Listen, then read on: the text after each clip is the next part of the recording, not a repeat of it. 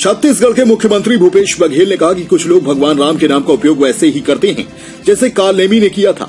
उन्होंने कहा कि ऐसे लोग केवल स्वार्थवश राम का नाम लेते हैं, जबकि हम लोगों ने सदा से जन जन में बसे राम को पूजा है। छत्तीसगढ़ में नई सरकार के 2 वर्ष पूरे होने पर रायपुर के निकट चंदखुरी में आयोजित समारोह को संबोधित करते हुए उन्होंने यह बात कही। मुख्यमंत्री बघेल ने कहा कि जब महात्मा गांधी को गोली मारी गई थी तब भी गांधी जी के मुंह से राम का ही नाम निकला था। माता कौशल्या की जन्मस्थली चंदखुरी में आयोजित इस समारोह में 3 दिनों से जारी राम वन गमन पथ रथ यात्रा और बाइक रैली का समापन भी हुआ। यह रैली उत्तर छत्तीसगढ़ के कोरिया तथा दक्षिण छत्तीसगढ़ के सुकमा से 14 दिसंबर को एक साथ शुरू हुई थी।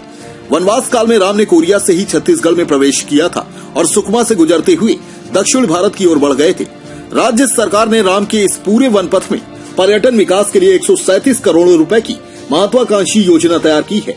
इस योजना के तहत राम से संबंधित 75 चिन्हित स्थानों में से पहले चरण में 9 स्थानों में पर्यटन सुविधाएं विकसित की जा रही हैं। माता कौशल्या का मायका कहा जाने वाला चंदखुरी भी इन्हीं में से एक है। मुख्यमंत्री बघेल ने कहा कि माता कौशल्या ने ही राम के चरित्र को गढ़ा था।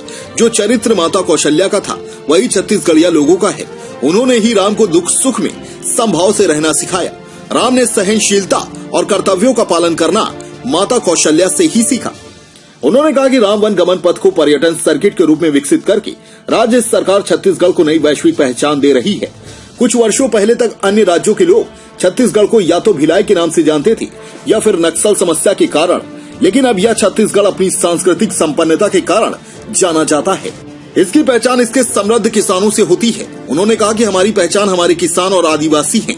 हम इसी पहचान को आगे बढ़ा रहे हैं। इसी उद्देश्य से हम लोगों ने रायपुर में अंतर्राष्ट्रीय स्तर के आदिवासी नृत्य महोत्सव का भी आयोजन किया था।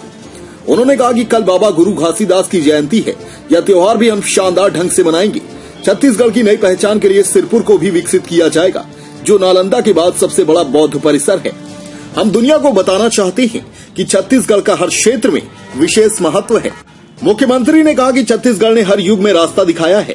हमारी संस्कृति नफरत फैलाने की नहीं बल्कि प्रेम बांटने की है। हम सभी को साथ लेकर चलना चाहते हैं, चाहे कोई किसी भी जाति या धर्म का हो।